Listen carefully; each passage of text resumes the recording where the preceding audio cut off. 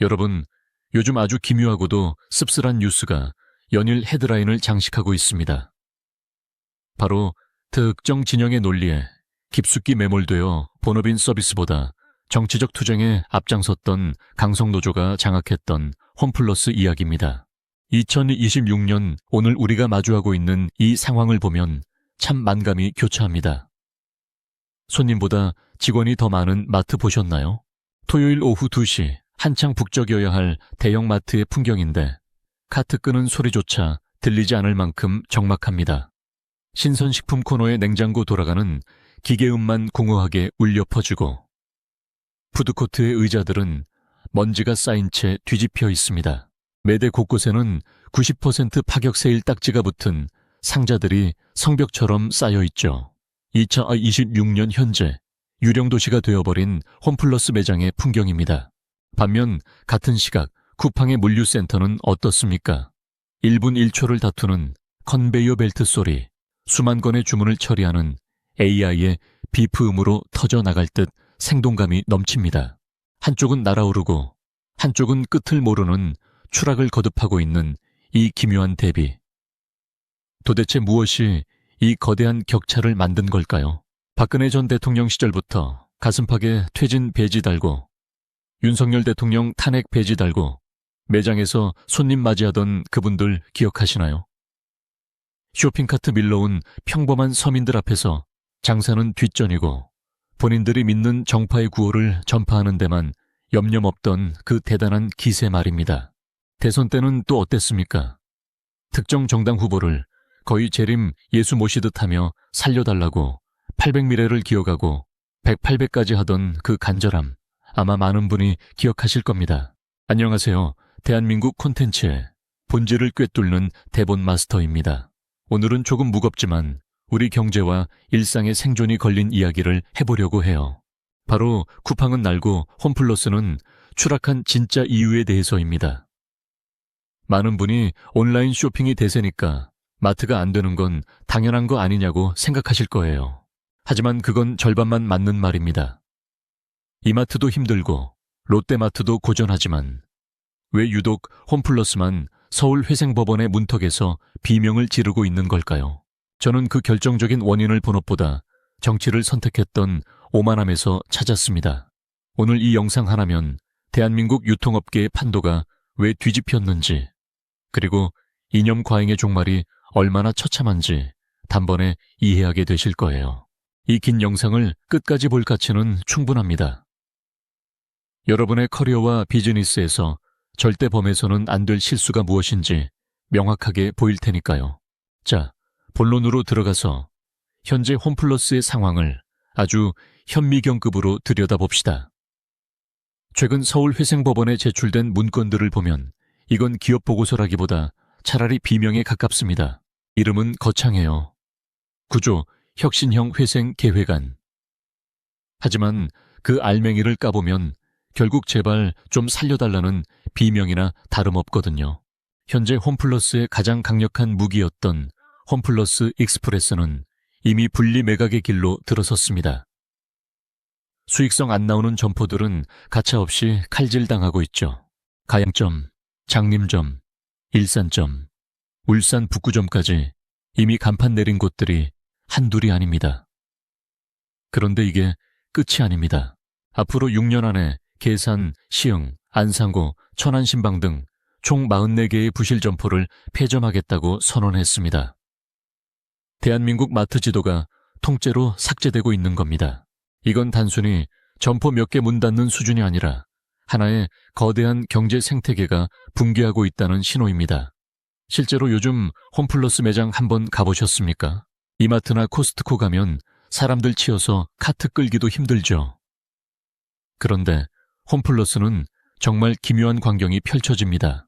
손님보다 직원이 더 많아요. 어떤 시간대에 가면 매장 전체가 고요해서 무슨 DMZ의 적막강산에 들어온 것 같은 기분마저 듭니다. 신선식품 코너에 냉장고 돌아가는 소리만 공허하게 울려 퍼지죠. 푸드코트는 진작에 문을 닫아서 텅 빈 의자들만 먼지 쌓인 채 뒹굴고 있고 매대에는 파격 세일 딱지가 붙은 상자들이 성벽처럼 쌓여 있습니다. 이게 뭘 의미할까요? 자유시장 경제라는 거대한 파도 속에서 소비자의 선택을 받지 못한 기업의 최후를 보여주는 겁니다. 쉽게 말해 시장의 냉혹한 성적표가 홈플러스의 낯짝을 사정없이 후려쳐버린 겁니다. 자본주의라는 거대한 맷돌이 현실 감각 없이 정치질만 하던 조직을 아주 가루로 만들어버린 셈이죠. 정말 어처구니가 없죠. 여기서 꼭 짚고 넘어야 할 노조의 행태가 있습니다. 바로 이 상황을 대하는 그들의 태도인데요. 정말 기가 막히고 코가 막히는 내로남불의 극치거든요. 자기들은 일자리를 보장하라고 머리띠 두르고 소리치면서 정작 국민 대다수가 애용하는 쿠팡 같은 서비스는 죽여야 한답니다. 쿠팡 영업 정지시키라고 피켓 들고 나오는 거 보면 정말 실소가 나옵니다. 여기서 오해하지 마세요. 제가 지금 쿠팡을 대단한 정의의 사도라고 찬양하거나 옹호하려는 게 절대 아닙니다. 쿠팡요? 문제 많죠. 노동 강도 논란부터 시작해서 시장 독점 우려, 그리고 유통구조 왜곡까지 비판받아야 할 지점이 수두룩한 기업입니다. 하지만 본질은 그게 아니라는 겁니다. 자기들이 고객에게 외면받고 망해가는 이유를 찾아서 고칠 생각은 안 하고 사람들이 많이 쓰는 경쟁 서비스를 강제로 멈추게 해서 연명하겠다는 그 발상 자체가 문제라는 겁니다. 이건 마치 내가 달리기를 못하니까 1등 달리는 사람 다리를 부러뜨려 달라고 떼쓰는 꼴 아닙니까? 쿠팡이 멈추면 그 밑에서 일하는 수만 명, 수십만 명의 근로자들과 그 가족들은 어떻게 됩니까? 홈플러스 노조원들보다 몇십 배는 더 많은 사람이 길거리에 나앉게 될 텐데 자기들만 살고 남들은 죽으라는 겁니까? 이게 바로 제가 평소에 말씀드리던 특정 진영 논리에 갇힌 집단 특유의 집단 이기주의입니다. 양심도 없고 눈치도 없고 오로지 내 밥그릇만 소중하다는 그 비논리 말입니다. 경쟁자가 나쁜 짓을 하면 법으로 처벌받게 하면 될 일이지 장사가 안 된다고 경쟁자 문을 닫으라는 게 말이 됩니까? 이건 골목 상권 살리겠다고 대형마트 주말 휴무 강제했다가 결국 전통시장도 못 살리고 소비자 불편만 초래했던 그 실패한 논리의 재판일 뿐입니다. 노조는 지금 모든 원망의 화살을 대주주인 MBK 파트너스에게 돌리고 있습니다. 투자회사가 들어와서 회사 수익만 빨아먹고 껍데기만 남겨서 회사를 망가뜨렸다는 거죠. 7조 원이라는 거금을 들여서 회사를 산 주인이 회사를 망하게 하려고 작정했다는 게 상식적으로 말이 됩니까? 여러분이 만약 7조 원이 있다면 그 돈을 시궁창에 버리려고 회사를 사겠어요? 어느 바보가 그런 짓을 합니까? 투자회사의 본능은 아주 단순하고 명쾌합니다. 싼 값에 사든 잿값에 사든 어쨌든 더 잘 만들고 기업 가치를 높여서 비싸게 파는 게 목적입니다. 홈플러스가 망가진 건 MBK 때문이 아니라 급변하는 유통 환경에서 노조의 정치질과 태업, 그리고 경직된 조직 문화 때문에 혁신의 기회를 놓쳤기 때문입니다. 시대는 AI와 초저가 배송으로 달리고 있는데 노조는 아직도 80년대 투쟁가나 부르고 있으니 배가 산으로 갈 수밖에요. 이쯤에서 이마트나 롯데마트를 한번 볼까요? 거기도 힘들긴 매한가지입니다. 하지만 그들은 어떻게든 버팁니다. 왜냐고요? 이념 지상주의자들이 그렇게나 증오하고 욕하는 그 재벌 오너들이 자기 자본 쏟아부으면서 어떻게든 살려보려고 발버둥을 치기 때문입니다. 오너 경영의 책임감이 여기서 나타나는 거죠. 내 자식 같은 기업이 무너지는 걸 볼 수 없으니까 사재를 털어서라도 버티는 겁니다. 결국 노동자들의 일자리를 마지막까지 지켜주는 건 머리띠 둘은 노조 위원장이 아니라 그들이 극혐하는 재벌 오너들이라는 사실, 참 아이러니하지 않습니까? 노조가 정권 바뀌면 세상이 바뀔 것처럼 선동하고 특정 정치인에게 108배 할 때 회사는 골든타임을 놓치고 썩어 들어갔던 겁니다. 이제 현실을 직시해야 합니다.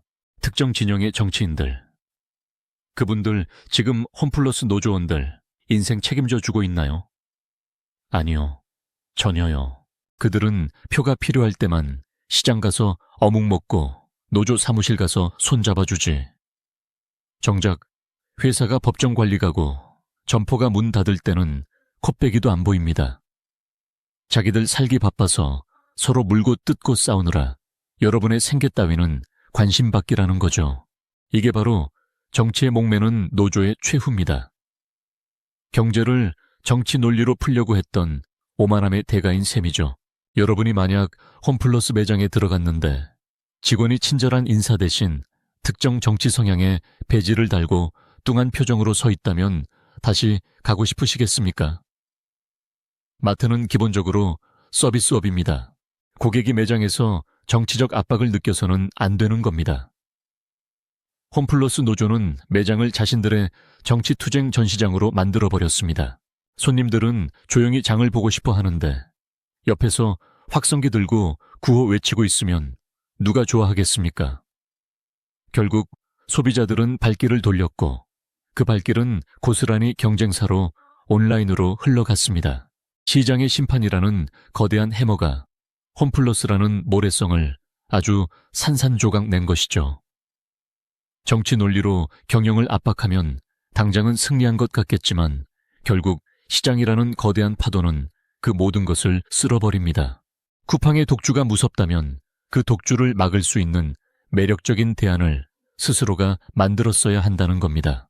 홈플러스가 가진 거대한 오프라인 인프라, 전국 곳곳에 퍼진 익스프레스 매장들, 이거 제대로만 활용했으면 쿠팡도 벌벌 떨었을 겁니다. 그런데 그 좋은 무기를 가지고 뭘 했나요? 우리는 정치적으로 옳으니까 손님들은 무조건 우리를 이용해야 해라는 오만한 착각에 빠져 있었던 건 아닌가요? 시장은 도덕책이 아닙니다. 가장 편리하고 가장 싼 곳으로 흐르는 물과 같은 곳입니다. 그 물길을 억지로 막으려다 둑이 터져버린 게 지금의 홈플러스입니다. 그렇게 경영진이 마음에 안 들고 회사가 운영을 못하는 것 같으면 직접 마트 하나 차리시는 건 어떨까요? 동료 노조원들끼리 십시일반 돈 모아서 노조 직영 마트 하나 만들어 보시라는 겁니다. 거기서 본인들이 주장하는 꿈의 직장을 직접 구현해 보세요. 주 4일 근무제 하시고 시급은 한 2만 원쯤 시원하게 쏘십시오. 이익이 나든 안 나든 성과급 팍팍 주고 출산 휴가도 눈치 안 보고 1년씩 때려버리는 그런 지상낙원 말입니다. 남의 돈으로 생색내고 투쟁하는 건 참 쉽죠. 하지만 직접 자기 돈 걸고 장사해보면 아마 하루도 못 가서 정신이 번쩍 드실 겁니다. 손님 한 명 불러오기가 얼마나 힘든지, 유통마진 1% 남기기가 얼마나 피말리는 싸움인지 깨닫게 되는 순간 그동안 자신들이 했던 행동이 얼마나 철없었는지 알게 되겠죠. 구호로 빵을 만들 수는 없으니까요. 지역 경제를 살려야 한다면서 정작 국민들이 가장 편하게 쓰는 서비스는 죽여야 한다는 그 논리, 여러분은 어떻게 생각하십니까? 정말 실력 있고 당당하다면 더 좋은 서비스를 만들어서 고객의 마음을 돌려 세웠어야죠. 특정 정파 정치인 등 뒤에 숨어서 규제해달라, 살려달라 읍소하는 게 창피하지도 않습니까? 소비자들은 바보가 아닙니다. 물건값 싸고 질 좋고 배송 빠른 곳으로 가는 게 당연한 겁니다. 이 당연한 이치를 부정하고 정치질로 연명하려 했던 홈플러스 노조의 최후는 이미 예견된 비극이었습니다. 본업을 잊은 집단의 끝은 처참하다는 것. 이게 오늘 이야기의 핵심입니다.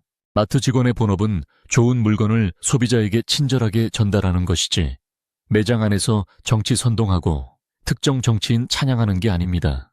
정치질 할 시간에 어떻게 하면 고객 한 명이라도 더 오게 할지 고민했어야 합니다. 이제 와서 누구를 탓하겠습니까? 108배를 올렸던 그 정치인이 도와주지 않는다고 원망해봐야 소용없습니다. 결국 냉혹한 시장 경제의 법칙은 누구에게나 평등하게 적용되니까요. 2026년 홈플러스의 모습은 우리 사회 곳곳에서 특정 진영 논리에 매몰되어 본질을 잃어가는 많은 이들에게 던지는 강력한 경고장입니다. 정치질로 잠시 새를 과시할 수는 있어도 그 배가 시장이라는 거친 바다를 영원히 항해할 수는 없다는 사실을 말이죠. 여기서 우리가 진짜 주목해야 할 포인트는 책임입니다. 홈플러스 노조가 그렇게 목소리를 높였을 때 그 뒤에서 박수치고 응원했던 소위 전문가들, 시민단체들. 지금 다 어디 갔습니까? 회사가 무너지고 근로자들이 진짜 실직 위기에 처하니까 귀신같이 조용해졌습니다.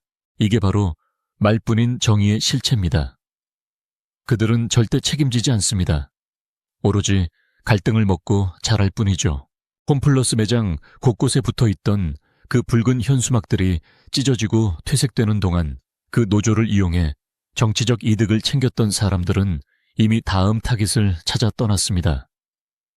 결국 남겨진 건 점포 폐쇄 통지서를 받은 평범한 노동자들 뿐입니다.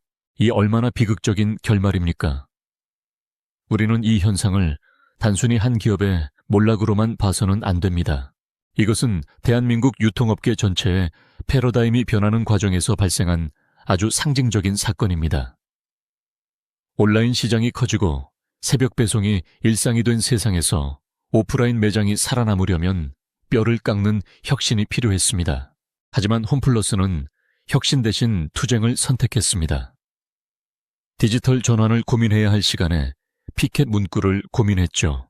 결과적으로 그들이 그토록 지키고 싶어 했던 일자리는 역설적으로 그들의 투쟁 때문에 더 빨리 사라지고 있습니다. 기업의 체력이 바닥나면 협상이고 나발이고 아무것도 할 수 없다는 걸 그들은 몰랐던 걸까요? 아니면 알고도 외면했던 걸까요? 정말 안타까운 일입니다. 하지만 이게 바로 현실입니다. 감정에 호소하고 특정 정파에 기대는 방식은 짧은 만족을 줄지는 몰라도 긴 생존을 보장해주지는 않습니다. 오늘 우리가 본 홈플러스의 이 처참한 엔딩은 결국 경제적 원리를 무시한 채 이념에 매몰된 모든 조직이 걸어가게 될 필연적인 경로일지도 모릅니다. 노조원분들께 묻고 싶습니다. 2026년 오늘 여러분이 그토록 믿었던 그 정치적 정의가 여러분의 식탁에 쌀을 올려주고 있습니까? 여러분의 자녀들에게 미래를 약속해주고 있나요? 답은 이미 여러분이 더 잘 알고 계실 겁니다. 이제라도 무엇이 잘못되었는지 처절하게 반성해야 합니다. 비난의 화살을 밖으로만 돌리기에는 상황이 너무나 급박하니까요. 세상은 변합니다. 그리고 변하지 못하는 자는 도태됩니다. 이것은 비단 홈플러스만의 문제가 아닙니다. 우리 모두가 각자의 자리에서 스스로를 돌아봐야 할 이유이기도 합니다. 내가 지금 하고 있는 일이 본질에 충실한지, 아니면 허울 좋은 명분에 사로잡혀 진짜 소중한 것을 놓치고 있지는 않은지 말입니다. 경제는 냉정하지만 그 속에서 길을 찾는 건 결국 우리의 몫입니다. 혹시라도 그래도 노조가 없으면 노동자는 누가 지켜주냐고 반문하고 싶으신 분들 계신가요? 맞습니다. 노동자의 권익을 보호하는 건 중요하죠. 하지만 권익 보호와 경영 간섭, 그리고 정치적 편향은 엄연히 다른 문제입니다. 지금 홈플러스 노조의 문제는 정당한 권리 찾기를 넘어서서 기업의 생존 자체를 위협하는 수준까지 갔다는 데 있습니다. 황금알을 낳는 거위의 배를 갈라서 황금알을 꺼내려다 거위가 죽어버리면 그게 무슨 의미가 있겠습니까? 지금 홈플러스는 그 거위가 숨이 넘어가기 직전인 상황입니다. 그런데도 여전히 거위 주인을 욕하며 더 큰 칼을 가져오라고 외치는 격이죠. 이게 과연 노동자를 위한 길인지 깊이 생각해 보시기 바랍니다. 진짜 노동자를 위하는 길은 회사를 살려서 지속 가능한 일자리를 만드는 것입니다. 그러기 위해서는 시장의 흐름을 인정하고 소비자들의 니즈에 귀를 기울여야 합니다. 쿠팡이 미우면 쿠팡보다 편리한 환경을 만들어야 하고 정치인을 부를 게 아니라 손님을 불러야 합니다. 홈플러스 매장에서 사라진 건 단순히 물건만이 아닙니다. 바로 신뢰가 사라졌습니다. 마트와 고객 사이의 신뢰, 경영진과 직원 사이의 신뢰, 그리고 우리 사회가 기업을 바라보는 신뢰 말입니다. 이 신뢰를 회복하는 데는 아마 문 닫은 점포를 다시 여는 것보다 수만 배는 더 큰 노력이 필요할 겁니다. 정치 이념이 휩쓸고 간 자리에 남은 건 황폐한 매장과 깊은 상처뿐이라는 사실, 이보다 더 비참한 교훈이 어디 있을까요? 우리가 왜 시장의 논리를 존중해야 하는지, 왜 본업에 충실해야 하는지 함께 고민해보는 계기가 되었으면 합니다. 7조 원이라는 거대한 자본도 수만 명의 노동력도 결국 정치라는 불순물이 섞이는 순간 얼마나 허망하게 무너질 수 있는지를 우리는 목격하고 있습니다. 이 뼈아픈 기록이 훗날 대한민국 경제사에 어떤 경종을 울리게 될지 지켜봐야겠습니다. 세상에는 공짜 점심이 없고 뿌린 대로 거둔다는 그 평범한 진리가 다시 한번 증명된 하루였습니다. 냉혹한 자본의 논리 앞에 정치의 구원은 너무나도 무력했습니다. 기업이든 개인이든 자신의 경쟁력은 스스로 키우는 것입니다. 잠시 1등이 된 것 같은 착각에 빠질 수는 있어도 결국 관객들은 더 빨리 달리는 선수를 찾아 떠나게 마련입니다. 홈플러스가 놓친 건 바로 그 관객들의 마음이었습니다. 정치라는 응원석만 바라보다 정작 트랙 위에서 발이 꼬여버린 선수. 그게 바로 홈플러스의 현주소입니다. 홈플러스의 몰락을 보며 우리가 떠올려야 할 것은 본질입니다. 유통의 본질은 무엇일까요? 좋은 물건을 싸게 그리고 편리하게 공급하는 것입니다. 여기에 정치가 끼어들 틈이 어디 있습니까? 노동자의 권익도 중요하지만 그 권익은 회사가 존재할 때만 의미가 있습니다. 회사가 망하는데 권익이 무슨 소용입니까? 2026년 홈플러스 매장의 텅 빈 진열대는 우리에게 웅변하고 있습니다. 이념이 밥을 먹여주지 않는다는 것을요. 특정 정패 줄을 서서 얻어낸 잠깐의 권력이 시장의 냉혹한 심판 앞에서는 한낱 종이장보다 가볍다는 것을 우리는 지금 목격하고 있습니다. 108배를 받았던 그 정치인들은 지금 어디서 무엇을 하고 있을까요? 아마 또 다른 표를 찾아 시장 어딘가에서 어묵을 씹고 있을지도 모릅니다. 하지만 그 어묵을 팔던 시장 상인들도 그 마트에서 일하던 노동자들도 이제는 압니다. 그들의 손은 따뜻할지 몰라도 그들의 정책은 차갑기 그지없다는 것을요. 쿠팡을 옹호하려는 것이 아니라 시장의 현실을 보라는 것입니다. 쿠팡이 잘 나가는 이유는 노조가 없어서가 아니라 고객이 원하는 것을 가장 잘 캐치했기 때문입니다. 홈플러스가 그 절반만이라도 고객에게 집중했다면 지금 이 꼴은 안 났을 겁니다. 정치를 경영의 수단으로 삼았던 그 오만한 대가가 바로 44개 점포 폐쇄라는 숫자로 돌아온 것입니다. 경제는 감정으로 하는 게 아닙니다. 경제는 철저하게 숫자로 실력으로 증명하는 전쟁터입니다. 그 전쟁터에서 정치라는 낡은 칼을 들고 설치던 이들의 최후, 이것이 바로 우리가 오늘 확인한 결말의 실체입니다. 씁쓸하지만 이것이 현실입니다. 우리가 당연하게 여기던 것들이 하나둘씩 무너질 때 우리는 비로소 그 소중함을 깨닫곤 하죠. 홈플러스라는 거함이 침몰하는 과정은 우리에게 많은 숙제를 던져주었습니다. 자본은 정직하고 시장은 냉정하며 고객은 영리합니다. 이 세 가지 진리를 무시한 채 자신들만의 성 안에서 정치 노름에 빠져있던 이들에게 내려진 형벌. 그것이 바로 오늘의 이야기였습니다. 홈플러스의 빈 매대 위로 흐르던 그 정적을 잊지 마십시오. 그것은 실력이 없는 자들이 명분에만 매달릴 때 찾아오는 가장 무거운 침묵입니다. 2026년에 홈플러스에게 남은 건 폐점된 점포에 굳게 닫힌 셔터문뿐입니다. 그 셔터문을 닫게 만든 건 경쟁사도 대주주도 아닌 바로 스스로 본질을 내팽개친 오만함이었다는 것을요. 지금까지 솔직한 경제시였습니다. 오늘 하루도 치열하게 그리고 현명하게 보내시길 바랍니다. 시청해 주셔서 고맙습니다. 감사합니다.